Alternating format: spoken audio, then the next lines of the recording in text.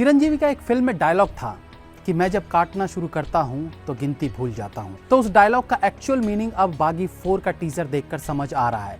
चंद seconds में इतनी बार हथियार से वार हो जाता है कि उसे गिनना मुश्किल है। तो इन दिनों भारतीय फिल्मों में वायलेंस को दिखाने की होड़ है और बागी जैसी फिल्म जिसका इतिहास यानी बागी 1, 2 और 3 भी वायलेंट रही हो, ऐसे में बागी 4 का इस तरह का खून खराबे से भरा टीजर सामने आ जाए तो यकीनन बागी 4 पहले से ज्यादा ग्रैंड और उसमें पहले से ज्यादा वायलेंस देखने को मिलेगा। टीजर रिव्यू करेंगे बागी 4 का।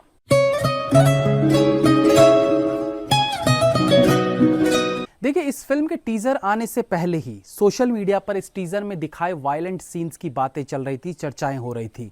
तो एक तरह से हमें आइडिया था कि टीजर डेडली काइंड ऑफ होने वाला है, लेकिन उसके बाद भी टीजर का शुरुआती 15 से 20 सेकंड देखें तो ये हमारी एक्सपेक्टेशन से एकदम विपरीत था। मतलब टीजर इमोशनल एंगल से शुरू होता है और एकदम फ्लैट पेस के साथ 3 एक्टर्स को रोते हुए दिखाया गया, लेकिन फिर अचानक से टीजर का ग्राफ नीचे से एकदम ऊपर जाता है और खून खराबे के कुछ सीन्स वक्त बदल देते हैं, जज्बात बदल देते हैं, इवन हालात बदल देते हैं। ये जो अचानक से टीजर जिस तरीके से करवट लेती है वो अनएक्सपेक्टेड था और देखकर लगा कि फिल्म ए सर्टिफिकेट के साथ ही थिएटर में दस्तक देगी।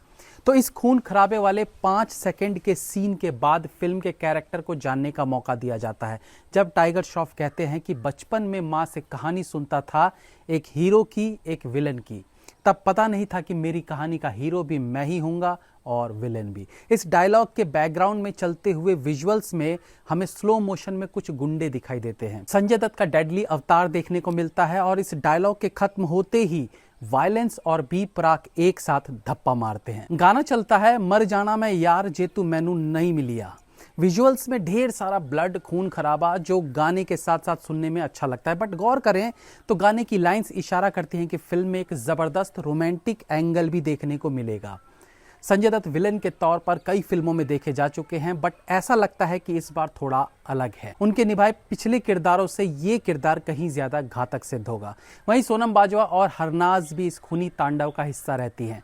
लड़कियों वाले पार्ट को थोड़ा सा और बेहतर रूप से प्रेजेंट किया जा सकता था। टाइगर श्रॉफ छोटे बालों में खतरनाक लग रहे हैं। आगे टीजर में अगेन कुछ ग्रिपिंग डायलॉग्स सुनने को मिलते हैं, जैसे कुंडी खटकाऊं या सीधे आ जाऊं, और उधर से आवाज आ जाए कुंडी न खटकाओ राजा सीधे अंदर आ जाओ। अब यहाँ ये राजा अंदर आकर मुजरा तो नहीं देखेगा। तो आगे अगेन एक्शन सीन्स, ब्लड और थ्रिल। बागी सीरीज का एक अपना बीजीएम रहता है जो टीजर के पहले मिनट के बाद सुनने को मिलता है और ये बीजीएम इस टीजर को और पावरफुल बनाने का काम करता है। टाइगर श्रॉफ हमेशा से अपने अनोखे एक्शन के लिए जाने जाते हैं। ऐसे में इस बार अगर फिल्म ए सर्टिफिकेट के साथ पास हुई है तो समझ लेना चाहिए कि एक्शन मूवी लवर्स की चांदी है। उन्हें वायलेंस में एक नया अध्याय जानने को मिलेगा। साजिद नाडियाडवाला की लिखी स्क्रिप्ट और स्क्रीन प्ले को डायरेक्ट करने का जिम्मा मिला है डायरेक्टर ए हर्षा को। ए हर्षा कन्नड़ा फिल्म इंडस्ट्री के जाने माने डायरेक्टर है। मैं इनके बारे में जानकारी जुटा रहा था तो मुझे एक अनोखी बात फील हुई कि इनकी ऑलमोस्ट सारी फिल्मों के नाम भगवान पर आधारित है, जैसे बजरंगी, वज्रकाया, जय मारुति 800, अंजनी पुत्र, सीतारामा कल्याणा, बजरंगी 2, वेदा, भीमा और अब बागी 4। तो एक एक्सपीरियंस्ड डायरेक्टर है ए हर्षा और उनसे उम्मीद की जा सकती है कि वो बॉलीवुड में भी एक अच्छी फिल्म जरूर बनाएंगे। तो फिलहाल टीजर तो अट्रैक्टिव लग ही रहा है, वहीं म्यूजिक, वायलेंस और डायलॉग भी टीजर को ग्रैंड बना रहे हैं। देखते हैं कि 5 सितंबर को ये फिल्म थिएटर में कैसे परफॉर्म करती है। Have a nice day.